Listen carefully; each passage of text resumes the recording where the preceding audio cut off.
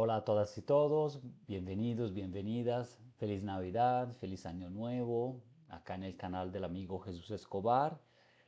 Voy conectándome desde Brasil para comentar algo que tiene que ver justo con este gran país de Sudamérica, pero también directamente con México y establecer así un puente de conexión interanual 2025-2026 intercontinental México-Brasil.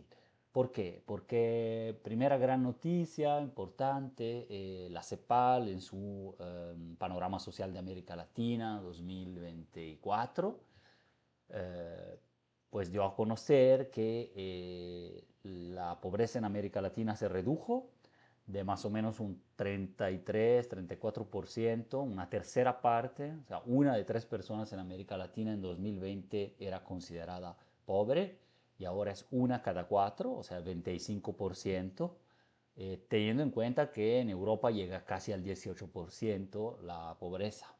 Entonces, América Latina reduce la brecha, claro, son condiciones distintas y relativas respecto de las condiciones de cada país. Entonces, aquí en América Latina todavía las condiciones digamos todavía lo que hay de estado del bienestar, infraestructura y condiciones son más graves, pero hay que celebrar esa reducción. ¿Y por qué México-Brasil?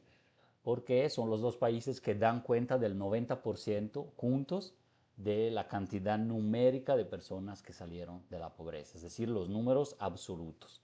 60% de la reducción de pobreza en América Latina se explica por el éxito en esto de México del 2020 para acá y el otro 30% por el éxito de Brasil, también de 2022 para acá, es decir, el tercer gobierno de Luis Ignacio Lula da Silva, del Partido de los Trabajadores, y el otro 10% por otros países, entre los cuales no aparecen países como Ecuador, de Noboa, la Argentina de Milei, por mencionar algunos, que han más bien profundizado su modelo securitario, neoliberal, rapaz, libertario de mercado, etcétera, ¿no? En cambio aparecen los países efectivamente más a la izquierda.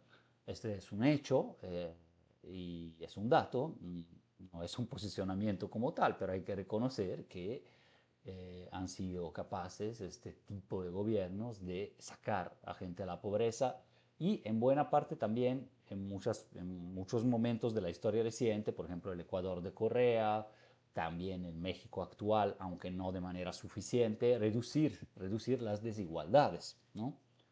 Ese es el, yo digo, ahorita vamos a ver, justo es el camino que falta y seguir en el tema de la pobreza. ¿Por qué? Los otros países también que dieron cuenta de esa disminución han sido República Dominicana, Costa Rica y Honduras, pero son muy pequeños, entonces en términos numéricos no impactan en toda América Latina, México y Brasil sí.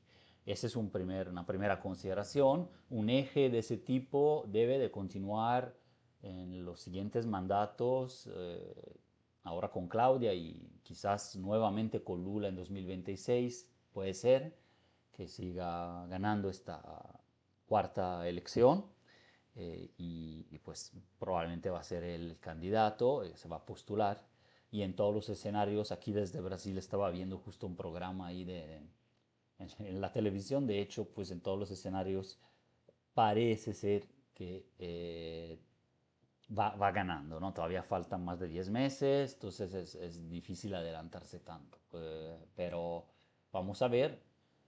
¿Y qué más? El pico más bajo de la pobreza en América Latina, desde que se mide de esta forma por parte de la CEPAL, ¿no? Esa Comisión Económica para América Latina y el Caribe que está dentro de, es una institución de la ONU, ¿no? Con sede en Santiago de Chile, fue el 2014, o sea, del 90 al 2000, digamos, el periodo más oscuro y más traumático de los ajustes neoliberales, efectivamente la pobreza aumentó hasta llegar al 50% de toda la población del subcontinente, ¿no?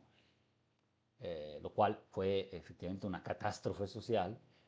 y con crecientes desigualdades, que esas todavía se quedaron más estructurales hasta la fecha, siendo América Latina el continente efectivamente más desigual y violento del mundo todavía a la fecha. Y ahí está la clave del valor de estos resultados, que dos países tan grandes y que sí, con problemas de múltiples formas de violencia, han tratado justo de encararlas con el tema de las causas estructurales y no solo de la política social. Los principales motivos que define la CEPAL para esta reducción han sido, primero, la recuperación, digamos así, de los salarios, del poder de compra de los salarios que se había estancado desde finales de los años 70, eso lo sabemos también en el caso mexicano, ha sido muy grave y ahora está paulatinamente, pero sostenidamente recuperando. Y programas sociales diferentes, atención, no podemos banalizar y asimilar los programas sociales de una época neoliberal con los actuales, por ejemplo, en México, que son de tipo universalista. Claro, tienen criterios para acceder a ellos, pero dentro de esos criterios no tienen intermediación y se dan de manera no condicionada. En cambio, recordemos que la época neoliberal fue la de las transferencias condicionadas, de los seguros, seguros populares, seguros de salud, etcétera, que no dejaban de ser parte de un sistema privatista o de todos modos en parte excluyente, o que justo establecía ciertas condiciones para la superación personal, supuestamente, y el empoderamiento de grupos, personas, mujeres, comunidades, que luego nunca llegaba de manera permanente porque siempre se subordinaba a distintas condiciones, a presupuestos, a vaivenes en la propia legislación, y entonces era una especie de circo, ¿no? En algún sentido. Por otro lado, claro que tuvo también efectos positivos en su momento, pero esas son las llamadas muletas o paliativos del neoliberalismo más extremo. Entonces no cambiaron las condiciones de manera tan sostenida como lo han hecho estos gobiernos. Iba a decir que también el pico positivo, el momento positivo para la pobreza en América Latina, antes de esta vez, este 2024 fue el año mejor en toda la historia, es decir, desde que se mide, del 90 para acá. Entonces es histórico. Por otro lado, el 2014 lo fue antes. Se llegó casi al porcentaje de ahora, del 25%, fue un poco mayor, 27 y pico por ciento de personas en pobreza, y justo era el cierre de los ciclos progresistas, sobre todo de Sudamérica, pero no solo, en América Latina, ¿no? De hecho, fue Brasil el final, en 2014, del tercer gobierno del Partido de los Trabajadores y de partidos progresistas aliados, pero de Dilma Rousseff, ¿no?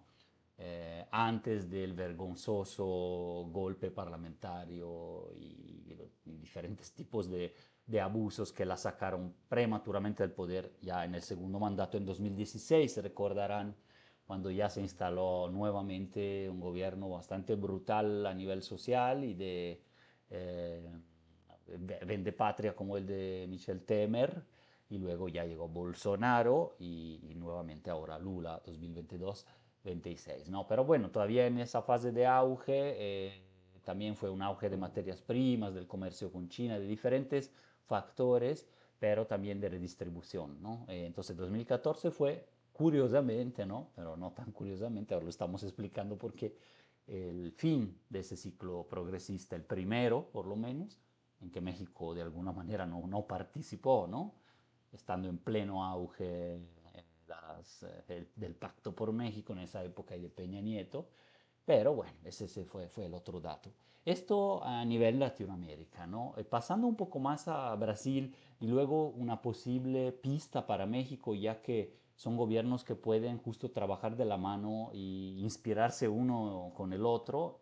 Hablar de Lula ya es hablar de un personaje realmente histórico a nivel mundial, eh, ¿no? De un gigante en términos como político, estadista, pero también en términos de popularidad todavía, quizás claro, un poco mermada y más polarizado el país respecto de la primera época, pero aún así realmente todavía popular. Y ahora está mandando en la televisión, ¿no? Los mensajes navideños. Y, y claro, son mensajes de promoción también de lo hecho en estos casi 3 años de gobierno, los logros, los que acabo de mencionar. También Brasil ya volvió a salir, como sucedió, atención, en 2014, salió del mapa del hambre, ¿no? Que es este mapa justo de la pobreza extrema. Es decir, que el tema que comentaba antes de este 25% de personas en pobreza en América Latina, hay un 9.8, casi un 10% de ese total, o sea, una de 10 de toda América, la población de América Latina es pobreza extrema, ¿no? O llamada también indigencia en algunos países, y una de 10 y una de 4 es pobreza, ¿no? Como tal. Pero aquí salió Brasil, justamente también redujo esa pobreza extrema porque se dio esa salida nuevamente del mapa del hambre mundial, entonces donde las personas ya por lo menos no pasan hambre en ese sentido, y que Bolsonaro justamente en su gobierno había vuelto a meter Brasil en ese mapa, es decir, no enfocó política social, recortó, en la pandemia hubo también una situación brutal, desatendida, y entonces Brasil volvió a entrar en ese mapa del cual ya había salido con Dilma Rousseff y Lula antes, ¿no? Entonces, bueno, ese es un logro que está explicando ahí, pero para no quedarme nomás en la promoción, ¿no? Eh, pero sin embargo, pues hay muchas cosas que retomar de ejemplos. Brasil ya aprobó una muy importante reforma fiscal, tributaria, que se llama justicia fiscal, que es una propuesta que está circulando por ahí en México y espero sea retomada, si no, como siempre mencionan las columnas, el piso de una transformación va a ser medio que de cristal, podríamos decir, o de arena, y no se va a poder sostener en el largo plazo. Y bueno, acá con miras justamente al futuro, un poco como lo hizo Petro, pero después acá de 3 años de gobierno logró con consenso de todo el Congreso, que también es una habilidad política, es una negociación muy pragmática a la brasileña, porque el Congreso está fragmentado, no es que se tiene mayoría de un solo partido, digamos de izquierda en Brasil, sino que son muchos y el más importante es el central, es decir, ese grande centro en donde son partidos pragmáticos que se van moviendo siempre que cada decisión les beneficie. De aquí aprobaron una reforma fiscal, finalmente una reforma fiscal tributaria progresiva, es decir, para cobrarles a los más ricos a ese 0.1%, ni siquiera el 1%, pero que no paga casi nada, lo cual sucede también en México, eh, y quitar completamente el impuesto sobre la renta de personas físicas y morales que ganen menos estamos hablando de $900, aproximadamente 5.000 reales, y también se va a reducir lo que pagan en la segundo nivel, ¿no? Eslabón, entre 5.000 y 7.300 reales, que estamos hablando entre 900 y $1.200 Estados Unidos.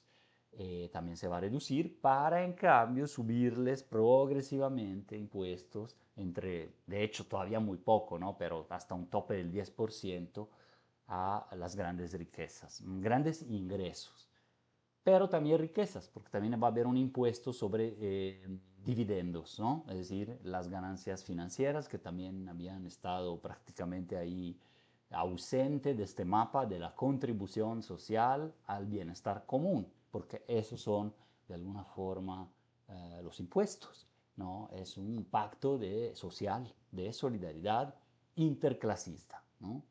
Que, y sin embargo, en México no se ha reformado y no se ha dado de esta manera todavía. México se ha enfocado por el momento en mejorar la recaudación, ¿no? Pero todavía no ha hecho una reforma como tal para después de mejorar aduanas, recaudación, cierta miscelánea fiscal de cada año, pero no ha hecho la verdadera justicia fiscal que ahora está proponiendo Brasil, no proponiendo, ya la aprobaron y el 1 de enero va a entrar, ¿no? Entonces, es una equidad tributaria, una progresividad, ¿no? es completamente nueva, bastante histórica, yo diría, un país también un país que fue de castas, eh, de agronegocios, latifundios por un lado, de castas raciales incluso, ¿no? Eso busca mejorar la justicia. Entonces piensen, quien gana menos efectivamente de 18.000 pesos. Bueno, aquí el salario y el costo de la vida es más alto, pero es difícil hacer la equivalencia como con México, pero digamos, quien gana, las personas de clase media y medio baja van a verse muy beneficiadas por esta medida. Y entre los beneficios también hay un beneficio claramente electoral, eso es cierto, porque para este año, en 2026, va a haber elecciones y en ese sentido podrá verse beneficiado por lo menos la continuidad de esto. Ha habido pero, sin embargo, un consenso muy amplio de todos los partidos en esto, lo cual también habla positivamente del trabajo en el Congreso y ha sido de alguna manera un ganar-ganar, ¿no? Para todos, claro, salvo para las clases de muy altos ingresos y quien detiene muchos dividendos y inversión de ese tipo, pero pues a cambio vas a tener un país realmente más justo que empieza a atajar el tema de la desigualdad acumulado desde la colonia a la fecha, ¿no? Fue central el papel de un ex candidato presidencial que podríamos asimilar a un Marcelo Ebrard, ¿no? De Brasil, de alguna manera, también académico, Fernando Haddad, ¿no? Haddad es también el Partido de los Trabajadores de Lula, pero representa quizás el ala un poco más centrista, negociadora, pragmática, incluso más neoliberal, ya es atacado así por partes de las izquierdas, más radicales tal vez, pero que en este caso se ha lucido con la negociación y con el tema de la reforma fiscal, siendo justo ese perfil técnico, explicador, negociador, que tranquiliza ahora sí que los mercados. Finalmente es una reforma neutra. Brasil ya recauda mucho, México necesita recaudar más de todos y luego también a la vez redistribuir entre que paguen más los más ricos, transnacionales, también empresas, etcétera, y menos los que menos tienen o ganan, ¿no? Brasil ya había hecho una primera parte de esto, en el tiempo llega a recaudar casi el doble de lo que recauda México a nivel fiscal, es decir, México llegó, aumentó con López Obrador del 16 al 19, también un poco había aumentado con Peña Nieto la recaudación, pero bien migajas para el Estado en realidad. Y en Brasil recauda el doble más o menos, entre efectivamente el 35-36% del PIB, ¿no? Estamos hablando, ¿no? México llega apenas al 19%. Entonces primero está esa parte y luego ya ahorita, ¿quién más va a contribuir a esa misma recaudación? Por eso digo que es neutral, en el sentido de que los mercados también quedaron más o menos tranquilos de que no va a haber un desajuste fiscal y que no va a haber recursos, ¿no? Lo cual, en cambio, también en México puede llegar a ser próximamente un problema, ¿no? Para financiar un estado del bienestar real, que todavía como tal no existe o no es tan universal, gratuito y completo. Faltan muchas piezas, ¿no? Sobre todo salud, educación, subsidios para el desempleo, pensiones, ¿no? Como mínimo, e infraestructura social en México, pero que, digamos, eh, eh, para poderlo financiar, pues se necesitan esas dos medidas, ¿no? Redistribución, o sea, impuestos progresivos y por otro lado, mayor recurso, ¿no? Entonces, bueno, fue la figura de Fernando Haddad, que él fue quien perdió contra Bolsonaro en las elecciones, ¿no? Del 2018. eh, bueno, perdón, fue sí, sí, del 18 al 2022, pero que es otro posible futuro sucesor de Lula, eh, volcado más hacia el centro en ese sentido, ¿no? Entonces, bueno, este era un poco lo que quería compartirles en el sentido de poder esperar para México también una retroalimentación de todo esto, ¿no? Poder observar cómo va. Aquí Lula escogió hacer esta medida al final del mandato, cuando todavía falta casi un año, lo cual es la verdad, es una medida con una habilidad política muy fuerte, pero factible, posible, ¿no? Hay una relativa estabilidad de la moneda, también México la tiene, de hecho Brasil tiene mayor deuda pública, mucho mayor que México. México tiene todas las condiciones para aplicar esto, un consenso enorme también todavía en términos de la presidenta como tal. Entonces, bueno, a mí me dejó muy esperanzador para este 2026 en términos sociales, más que económicos, atención. Y ya para cerrar, eh, ahora aquí se le adelantó un poco México, pero ahí vamos y ojalá también se pueda retomar. Las 40 horas. Ya está promoviendo incluso en el mensaje navideño en televisión Lula que pretenden ya pasar del esquema 6-1, 6 días de trabajo, un día de descanso, a 5-2. Por un lado, reducir de 44 horas de trabajo a 40, y ya hay propuestas, de hecho, depositadas en la Cámara en discusión para las 36 horas de trabajo, que, acordemos, no es una utopía. El mismo Lula ahí en el mensaje dice, llevamos desde 1943 que el horario de trabajo es este. ¿Cómo es posible? Ha habido revoluciones tecnológicas, cambios políticos, integración en el Mercosur, globalización, varios modelos económicos, industrialización de Brasil, y todo quedó prácticamente igual en términos de esa cuestión de las horas de trabajo.